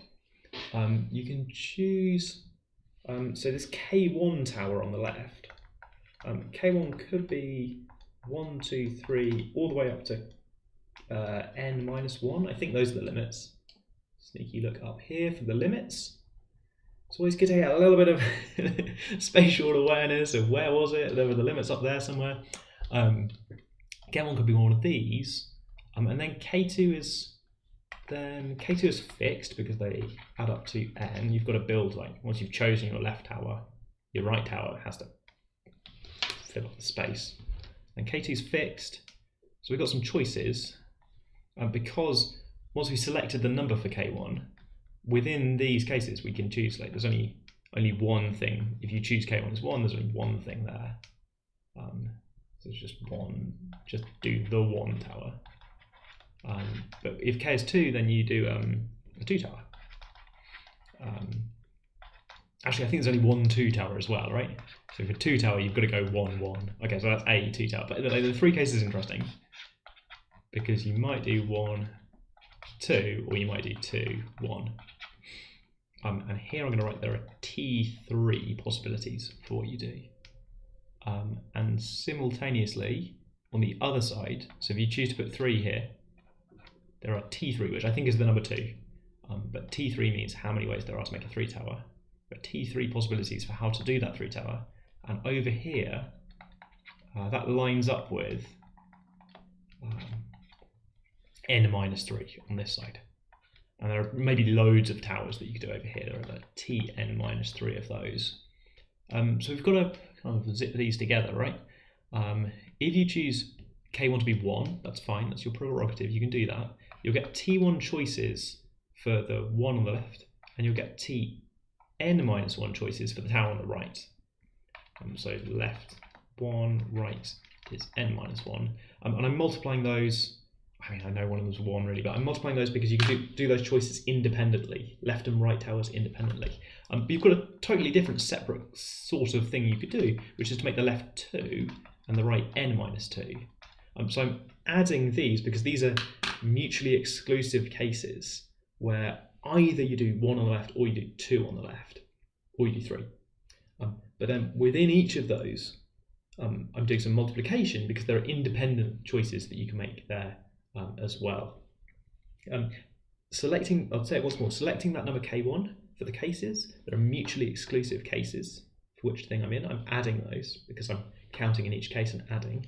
But then within each case, the independent choices that you're making, no control, pick any of these towers to sit next to one of those towers. And so I'm multiplying loads of combinations that you could have in there. I'm going to keep going with this pattern, by the way. And I'm going to keep going all the way until, I guess K1 could be, this looks a little bit funny, but K1 could be n minus 1, and K2 could be 1, you know, up and down. It's Catalan numbers, chat called it. So Tn is odd if and only, no, hang on, and I've got to work out T6 or something. I think we're going to enjoy this, right? So T6, we could draw all of them, but I don't really want to. The sequence goes 1 1 2 5, because we've already seen there's one brick, 1 tower is a 1 brick, 1 2 tower, 2 3 towers. In this part we drew the other 4, so there are 5 total. That's T4. Then T5. I'm supposed to do this kind of weird calculation. Let's do it together down here. This says take t1 times tn minus 1 plus t2 times tn minus 2 plus t3 times t...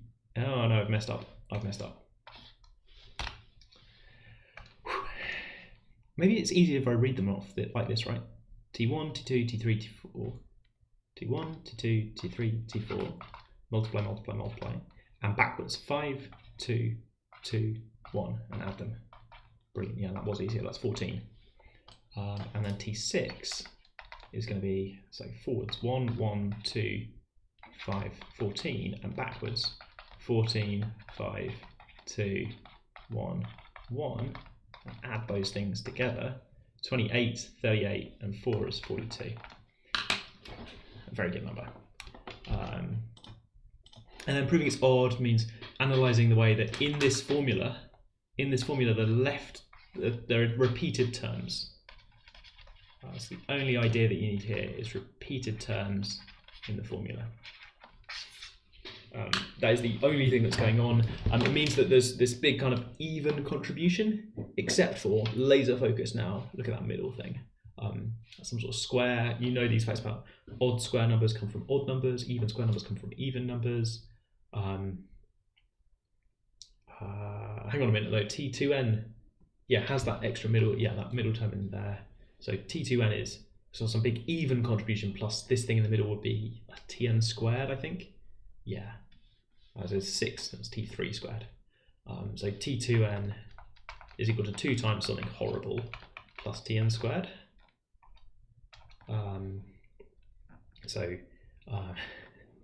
Parity, or the even oddness of T2n is the same as Tn squared. And the even oddness of Tn squared is the same as the even oddness of Tn. Somebody at home is shouting mod 2 at the screen because they want to do that using modular arithmetic, where they talk about even and oddness by saying mod 2. But this is a friendly reminder for people at home that you can still call it even and odd, even if you've learnt the phrase modular arithmetic. Right. Piecewise function of t based on whether n is odd or even. Oh, blimey, okay. Could do, I suppose. Yeah, don't really want to. I suppose I don't really want to go that direction. If and only if, like we said at the start of the stream, if and only if I should probably be clear that I'm going both ways. So if T2n is odd, then T2n is this, so Tn squared odd, so Tn odd. Whereas on the other hand, if Tn odd, wait, hang on, this is going to be the same, more or less. It's odd. Wait. Sometimes it feels like I'm writing it out twice for no reason. That's maths. How do the working out marks work for 2, 3, 4, and 5? You get marks for your working out. So if you wrote some stuff to compute T6 but got the wrong number at the end, like if you didn't get 42 as the answer, then you might still get some marks for working out. That part of the question was worth several marks.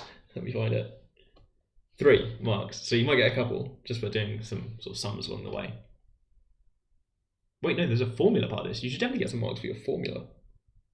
Yeah. I would, if it was me marking, I'd give a couple of marks for the formula and then 1 mark for the calculations.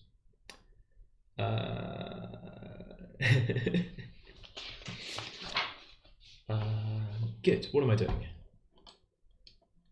What am I doing? I was going to look at the vote. Look at the vote. Do I know about Tamua? No, I don't know anything about Tamua. Ooh, everything just reloaded on the screen. I've lost focus. What am I doing? Really hard formula question is less marks than multiple choice. I'm a bit thrown actually. Yeah, sorry. I'm a bit thrown that that's 3 marks.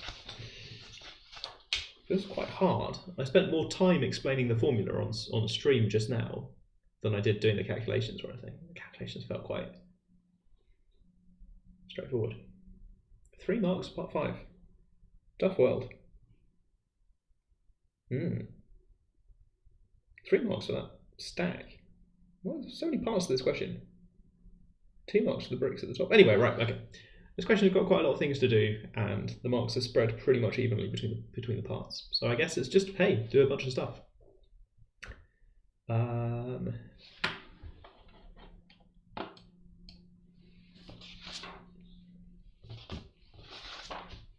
Do very quick dress code advice, which is literally the only difference between smart casual James and weirdly smart James is that I'm wearing a jacket, and I'm wearing the jacket because I'm cold. A little bit of fashion tip for you there at home. If you own a jacket, then people will constantly tell you how smart you look. Oh, Tamua marking in chat. Chat has come through for how Tamua marking works. Oh, grey boundaries. Oh, complicated stuff. Right, cool. I need to have a quick look at the votes. Easiest way for me to do this is to turn it back on again. So sorry, but it's coming back on again.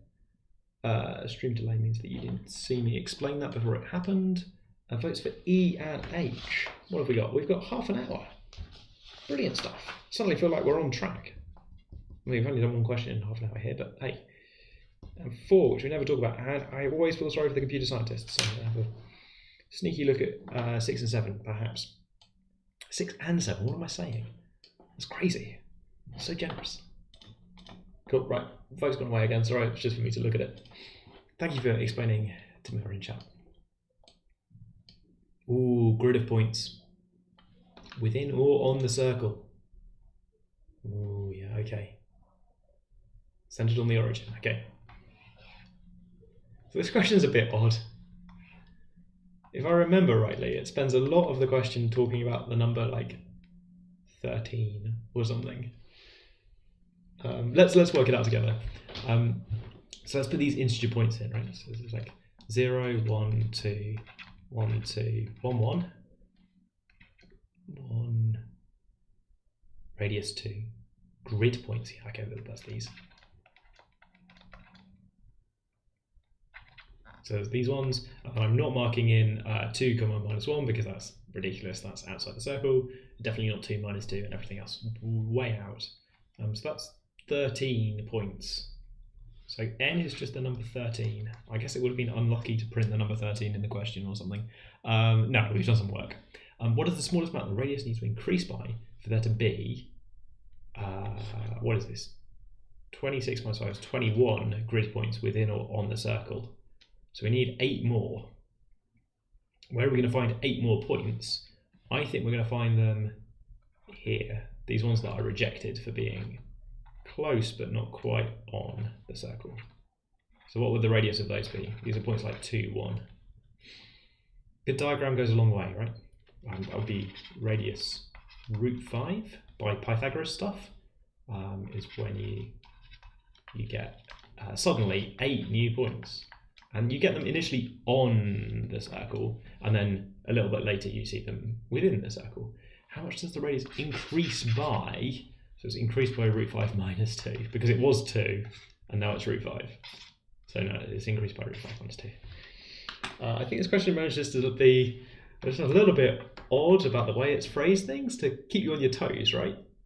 Often when you see n, it's a general thing. It means n could be anything, whereas in this question, n is just the number 13, which, you know, I'm calling that odd to try and highlight that it's different from your normal experience. There's nothing wrong with it.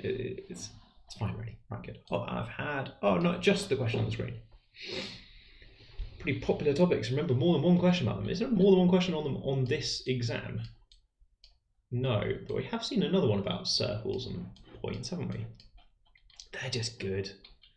Grid points, they're secretly complex integers, right? Anyway, never mind. Should you practice, I think, and this is my hot take for this question at the top, I think you should practice 3 and 7 and 4. I think math students should do that as well. I don't win this argument with math students because they think that 6 and 7 look really weird. But computer science students, if you look at 3 and 4, you'll realise that those are pretty similar to question 1. Question 1's everything, right? 3 and 4 in particular, you'll realise they're pretty similar. I realised that my chance of getting a computer scientist to seriously engage with this diagrammer is pretty slim. But I think it's probably give you that was a messy diagram. Good times. We'll have a look at that in a second. I want to do F and H first. F is about particle moving in the XY plane at each turn, which means like a turn-based game. I'm not certain that might not have been the best way to phrase it. I think it's probably fine. Well, there's lots more description, right? So at this stage, you'll say at each turn, well, it's turning around, but then you read on and find out, oh no, they move in one of two ways. It's a particle moving according to some possible moves. And they look a bit like knights moves or something, but that's not really relevant at all because knights can also do a bunch of other things. So I think the realization is that this point is way out of reach because this is like gradient 3 and the particle can only go between like gradient 2 and gradient 1/2. So 3x is like way out. It's definitely not going to get to this point, so it's not 0. It can't reach this point. So the closest it can come is something like find a point on here. If it did the 1-2 move quite a lot, then maybe you could get close. And if you follow that through, there's some Pythagoras, right? So you're at some general point a, 2a, having done that move a times, and you want to find the distance to 25, 75. And then like minimize it, do some quadratics and something. Yeah, sorry about complex numbers. Sometimes I mention them. Let's just reassure everyone in chat. Complex numbers are not part of the MAT syllabus. I mention them because I like complex numbers, but I'm not allowed to mention them when I'm writing exam questions for the MAT because they're not in the syllabus. And I mention them here as more of a sort of joke that obviously it'd be completely mad to try and do a question about a square grid by going complex numbers. That would be just silly. So chat often likes to suggest using complex numbers, or today it's modular arithmetic, so I'm slightly making fun of people for suggesting modular arithmetic when you could just be saying last digit. Sometimes it makes things easier or faster. I hope people in chat don't mind if I'm slightly funny about that. Right, good. Okay, 1h is really hard. Well done if you got anywhere with 1h. We don't have very much information. We're told that S and T are areas of triangles, but we're not told how big the circle is or where the circle is. We're just told S is smaller than T, right? So really, like, if the smallest value that S can take, well, I guess close to 0, and the largest value that S can take is unlimited.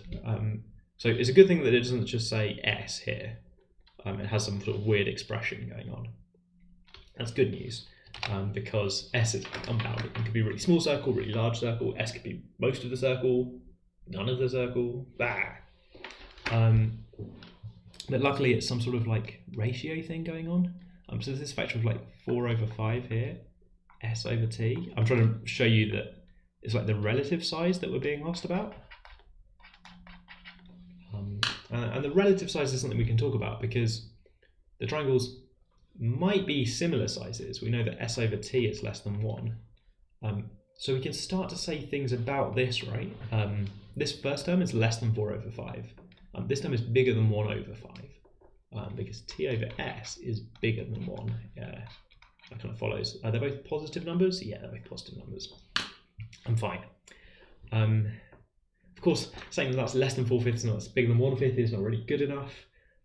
It'd be nice if we could have some sort of expression that related these things together. I'm a bit bored of writing S over T, so I'm going to say sort of let U equal S over T. Then this is true. I think not even equal to, right? And I want to minimize 4/5u plus 1/5 1/u. And now this feels like a calculus differentiation question, right? This is just something I can differentiate. I could go and hit it. If you want to use something fancy like the AM-GM inequality or goodness me, there's all these ones with squares in, right? Quadratic means, if you're feeling really fancy, then go for it. But for me, I'm going to differentiate. So that happens at when 4/5 minus 1/5. Use the minus 2 is 0, which is when u is 1/2, which is quite nice. So the smaller triangle is 1/2 of the size of the big one. Could that happen? Yeah, I suppose it probably could. Nothing to stop S being half the size of t, is there? T doesn't have to be equilateral or anything weird like that. No, cool. Okay, so just move this point around until it's true. So u could be 1/2, at which point the thing is 2/5 plus 2/5, so that's nice, which is 4/5. The smallest, yeah, because I can make this very large. Very large indeed. Yeah, okay. So this question's super hard because the triangles are kind of almost irrelevant. The fact is that just they have areas. I guess the relevance is that those are positive numbers. It's the only fact about triangles I'm using here, and they could be anything. Ben also used U. It's the next letter in the alphabet, Ben. I think that's what's going on.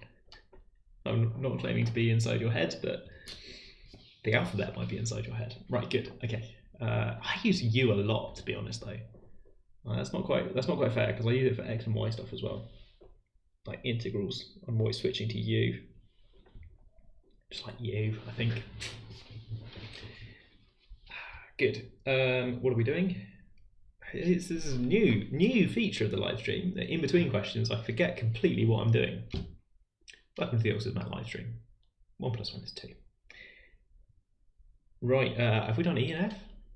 Well, it looks like we have. Goodness me, I don't remember doing this at all. It's my handwriting. It's my stream. Chat, am I going mad? We just did F. Nobody said anything on it. Did we talk about F? We did some complex numbers. We talked about blazers. No one said anything about F. I think I might have talked about F and nobody in chat had any comment about what I said, so it's fine. And I've forgotten that it happened, so we're just going to move on. Everyone relax, this is fine. Chat has requested question 4. I'm going to have a quick look at 4. But I think for the last 20 minutes here, I'm going to accelerate. Yeah, sorry chat, I'm accelerating. So that I can talk about what's important for these questions. And look at maybe 6 and 7 as well, because I know people want to look at some computer science questions too. Right, yeah, we just did F. Yeah, thanks, Algebro and not Gauss. Request 1J. I'm too nice. Yeah, so key ideas here. If xy is on the curve, because px plus py is 0, then yx is on the curve. That rules out one of them. And another idea is that, oh gosh, well, hang on, I think you can just do a couple of these, right? You can do C and D, but not A. Does that rule it out? I think that means it's option C. And like, you don't have to think about B if you don't want to. Wait, hang on. That rules out all 4 of these and leaves C. Yeah. I remember having an argument about this actually, behind the scenes. The idea that once you realise it's not A, you're done, because these 4 all say A on the left. And A is like the least plausible one that it could be. So I felt that was too easy. We should probably think about B or C or something. Never mind. There you go, Andrew. This symmetry property. That's a nice symmetry sort of thing, right? 4, quick look at what's important. The question takes a lot of steps to get you to calculate the shaded region. This is a bit awkward, but the point E is not relevant for this first bit. So that the picture in the question is trying to show you loads of things, but some of it's not important. I'm going to try and delete E. Yeah, this is a great idea. I'm going to delete E so we can kind of ignore it. Is this root 6 relevant? Yes, the root 6 is relevant as the radius. Okay, fine. I'm going to delete this dash line. I hate it. Cool. That's a little bit better. So a slightly nicer picture. In fact, I'm going to delete the root 6 as well. Oh, there's an angle. No, but x isn't relevant yet either. Okay. I don't really want this root 6. I think I would rather have that thing up there labelled root 6. And So maybe a kind of sketch version of this picture that I draw for the first bit is something more like this, where I'd label this as root 6. I'd put in this root 6 to make it a little more symmetric. I'd draw in this line as well to make it more symmetric. And then I've got this nice picture with some triangles in and some bits of circles. I'd have to remember really carefully which centres which, because they're quite close together. But I could do loads of circles and things. I think now I stand more of a chance of... That's not root 6, that's... I think I stand more of a chance of doing this question, is what I was about to say. This root 3 minus 1 label has not gone well for me, has it? There we go. Maybe that's why the line's not in the picture. Why not A? Yeah, okay. I'm not going to talk about every question, I think. I want to talk about this one. The plan for this shaded region, by the way, is that the only two things I really know how to calculate for things like this are areas of triangles, because I know there's like half AB sine gamma rule about areas of triangles, or if I have to, like half base height, which is kind of the same thing. And I know, so that's my triangle fact. And I know there's like wedge of a circle fact. I keep forgetting the word for a wedge of a circle, but whatever. You know what I mean? Is like fraction times pi r squared. And you can combine those together to make this kind of like ice cream picture, which I'm going to draw terribly, but like this, right? Ice cream picture. So you've got a bit of a circle arc, that's the ice cream. And you've got this triangle, that's the cone. And if you know the overall chunk of circle, that includes everything in the picture, then you could subtract off the triangle to find the area of just this bit. That's like the main strategy of this question, right? There's a couple of those in the picture. There's a kind of large one going around the outside, if I imagine. In pink, I'll try and draw the ice cream picture in here, right? So up. Oh no, wrong. No backseats, right? In pink, I'm going to try and draw the ice cream that I'm thinking of. Feels very silly calling it an ice cream suddenly, but you know, I've gone too far now. So round the outside, into the centre. It's quite a wide ice cream, I think, for this one. So that'll give me some sort of big chunk like this, where I've got some massive chunk of circle, and I've got a long skinny triangle in here. I can subtract those to get these like curvy bits on the right hand side. Obviously I'm not done. I also want to do something similar for the inside one on, oh gosh, this ice cream. I'm not sure ice cream is the right word. Anyway, do some subtraction. So it's like, if you stare at the picture sideways, it's kind of like one ice cream in front of another one, and we're looking at, not do that. Sector. Right, cheers. Oh, why not A? Thank you, that's chat working together. Why not A? I didn't do the symmetry then. That's my only clue, I think, for question 4. It's a more complicated version of well, it's kind of the same version of this problem, right? Where you have 2 circles, a small one and a big one, and they overlap a little bit, but you know where everything is. If you want to find the area of the overlap, which is kind of what we're doing here, we're finding almost everything except the area of the overlap. Oh, am I being stupid? No, not at the moment.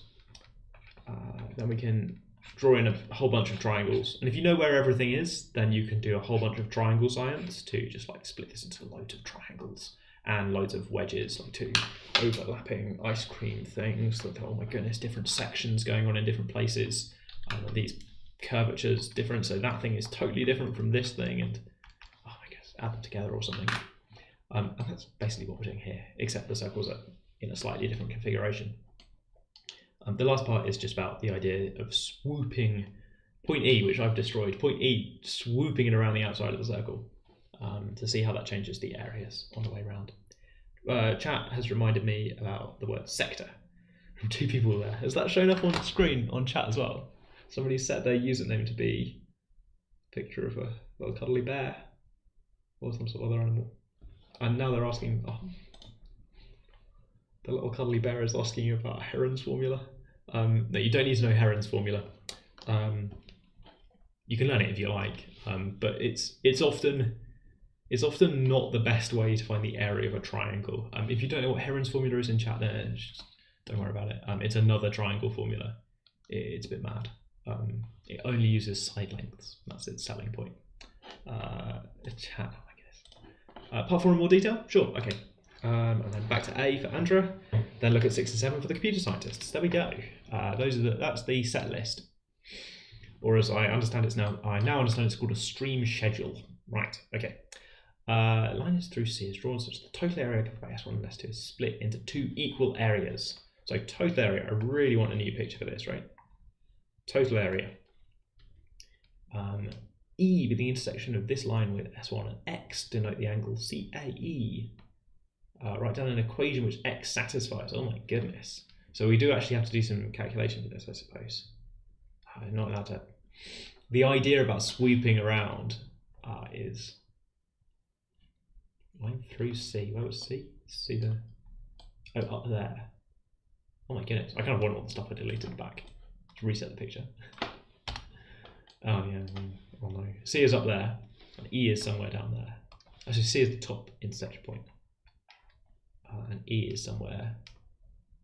Intersection this line with S1 and X. Oh my goodness.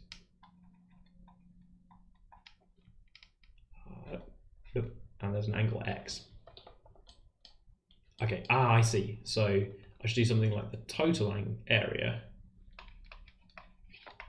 which I can find using this like overlapping stuff, and probably by this point you've done enough calculation that you can work out what the total area is. The total area overall is there. I'm still trying to imagine this line. I'm going to draw it in a different color. Sorry, I know some people don't like it when I use different colors, but going for it, I think it makes the stream prettier. What do I want then? It's like one final wedge and triangle, right? I can see a triangle. I can see a wedge. Like Pac-Man is approaching and really going for this line. So I should do something with like 360 degrees minus X around here. And something with half R squared sine X for the area of the triangle. That's what's on this side of the line, right? Pi R squared. Also 360 plus that bit. It's on the left. It's supposed to be as my equation. I haven't got an expression for the total area because I haven't really been engaging with this question so far, but something like that. Someone in chat, this would be a good way of doing a sort of troll or something. Oh my goodness. Someone in chat's asked about Brett Schneider's formula, which I'd never heard of, and I had to Google. It's about quadrilaterals.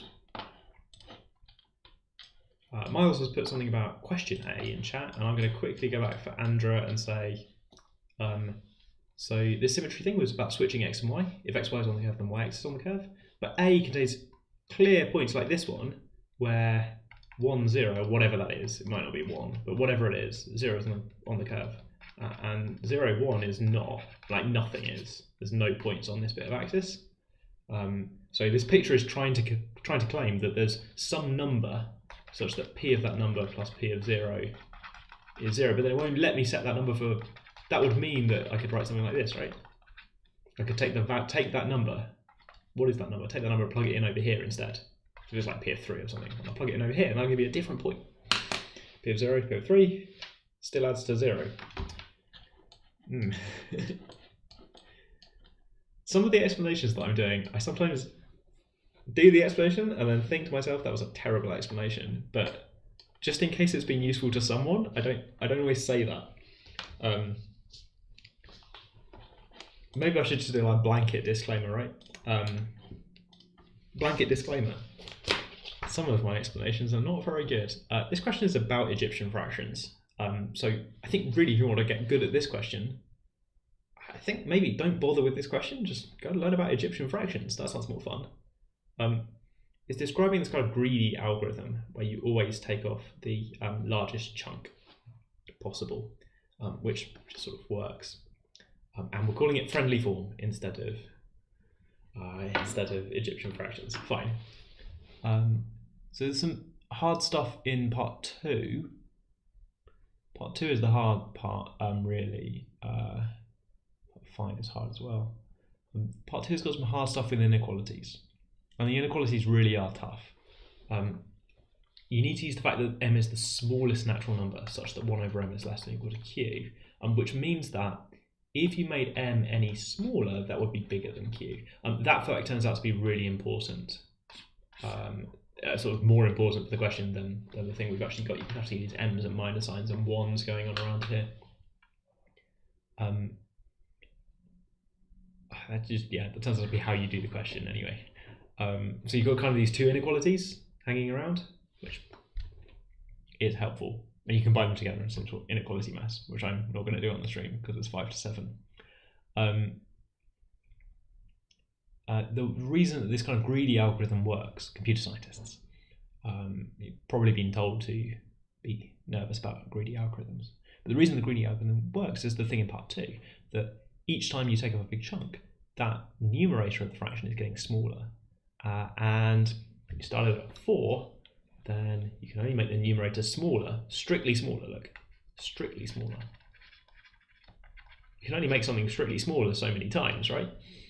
If you start at 23 and you do this process, greedy, maybe, nightmare, you get like 22 over something, 21 over something huge, 20 over something massive, 15 over something bizarre, and it keeps going, but that numerator is getting smaller, so you're gonna end up with 1 as the number on top, at which point you stop. Not obvious that it doesn't repeat a number, it doesn't repeat the last thing, right? Except if it repeats the last thing, it's because you did something like blah blah blah.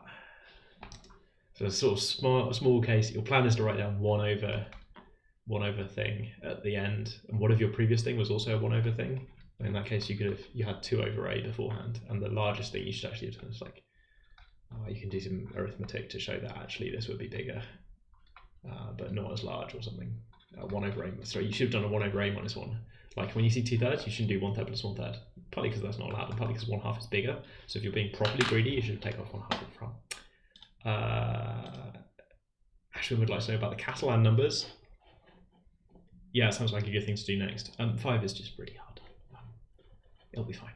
You use the fact that this is getting really large means you can make loads of integer, and then the tricky part, I suppose, is to use the leftover stuff. You've already used some of your somewhat of 1 over n stuff to use the leftover parts to make the fractional part. Not obvious how you're going to do that. I suppose you keep going not just until you've done the integer part, but until you've got really close, and then try and argue that, oh, now the numbers are really small, so we're going to be fine. Good luck. Bye, Tara. Bye, hacking. Right, good. Okay, I'm running out of time. I'm going to briefly look at 7. 7 is really good fun. 7 is about video game. Hooray, we love video games. For 7, I would work backwards. So I'd do something like filling in a graph of this, a spare copy of the diagram. And we gave you a spare copy of the diagram. Not doing that sort of thing this year. Arts paper is blank. What is the maximum score achievable? It's kind of like consider the possibilities, because the player can only go right or up. So when they reach a square, you kind of know what could have happened along the way, right? So if I tell you the character is now here, you know they haven't got any coins, because they might have gone around or they might have gone up, but there's no way for them to get from any of the coins back into this region. And in fact, you could say that anywhere in here, they've definitely got no coins, big fat 0. If they're standing here, then of course they've got 1 coin. And if they're standing here, then they must have just been smashing the button that makes them go that way, and they picked up a 2nd coin. Well done. And in general, if you want to add these things up, the iterative thing to do is to look left, the square left and square below, and take the maximum. I think that's what we're talking about in this first part of the question, because either the players come from the side or below. And hey, that means that here, a stupid thing for them to do would be to go to this square and then up, because a clever thing to do would be to come in from the left, where they might have already picked up a coin. So the max here, but the curve is 2. And if you keep working upwards, square by square, then you can work out how many coins they could have achieved. So 2 here, because they've either come around here or that side. Doesn't matter, but they were taking the maximum. Good, okay. Working backwards as well.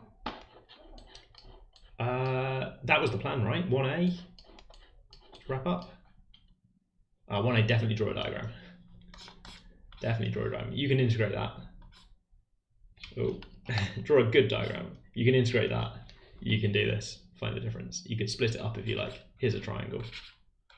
Maybe subtract that. A lot of adding and subtracting regions that are defined by straight lines and quadratic equations.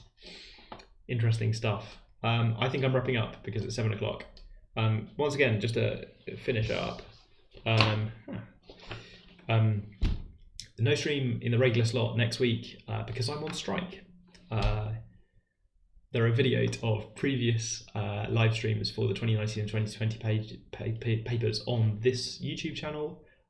You can even watch last year's live stream of me talking about those papers if you want to, or the 2-hour-long videos of me talking about each question by question, not on a live stream, where I get to do things a little bit slower, or download the answers or something. I've really, over the last few years, I've really produced a lot of materials that let you completely undermine my strike action. So, hey, also I'm starting a Twitch channel. I'm using my week off to just put a load of maths on the internet and see what happens.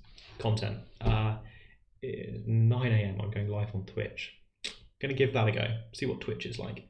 If you've got the week off for some reason, maybe you're a university student, or if you know someone who would like to see some maths, then I'm on twitch.tv/James Monroe, I think. Yeah, I think that's me. I don't really understand it. Just like search Twitch for maths. I bet there's no one else. Or if they are, then we'll do a stream raid and it'll be really funny. New Year's Eve has put MYE has put it in chat. Thanks for promoting my side project. It's a weird time. Grand. Right, and I'll see you on Monday, I guess, maybe on Twitch or other social media. But I'll see you here in 337 hours. 336? I'm gonna work it out. Don't tell me. 336. Oh, new daylight saving time. When's daylight saving time?